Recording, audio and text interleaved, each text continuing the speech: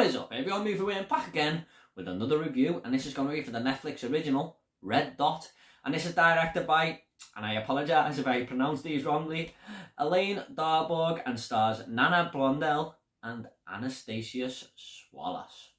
Now this tells the story of a couple who go hiking in the Swedish mountains only to be targeted by a mysterious sniper, and their romantic getaway quickly turns into a nightmare. Now I was kind of excited for Red Dot. It looks like my type of film. It had a lot of vibes of A Lonely Place to Die, which is another underrated movie there.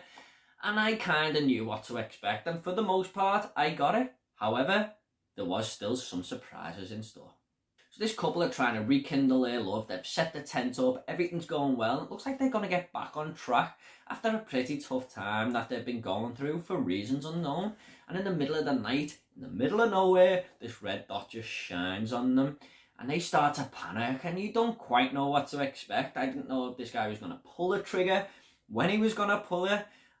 And it just made it very tense for this couple and us as audience members. I mean, it was a great setup to a cat and mouse game that was about to ensue.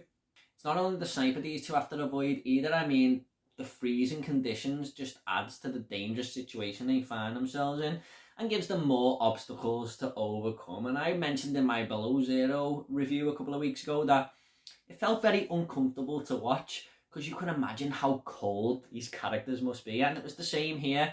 I watched this movie relaxed on my couch and just thought, that's why I like the indoors. But it does a good job of giving off that chilly vibe, if you like. Red Dot also gives off a feeling and atmosphere of isolation as well. There's this sniper targeting them, they're in freezing conditions, but added to that, they are in the middle of nowhere and no help is coming to them whatsoever. And it's not quite up to Alien standards, but the film does a very good job of letting you know that they are totally alone. When we get into the third act as well, this movie is much more clever than I thought it was going to be, because it does have a sense of predictability about it, and I kind of guessed who this sniper was going to be, but Red Dot had much more surprises up its sleeve for me. And at the end of every third act you also get the ending too, and Red Dot pulls no punches here. It had a bit of balls about it, and I applaud that, because I went in expecting something and I got it for the first two acts, but I'm just glad that this had something else for us in store. It also doesn't hold back on the violence either. I mean, it doesn't happen too often during the runtime, but when it does, there's quite a bit of blood on screen, and one moment in particular in the middle of this film was pretty hard to look at, I'm not gonna lie. However, I did find the main two characters of this film a little bit dull. I mean, especially David, I just couldn't connect with this guy at all. But it might be an unfair comparison because I watched this with dubbing and I should have watched it with subtitles, but the voice work here is so off, it takes you out the film. However, if it wasn't for that, I still think I wouldn't have liked the character of David, unfortunately.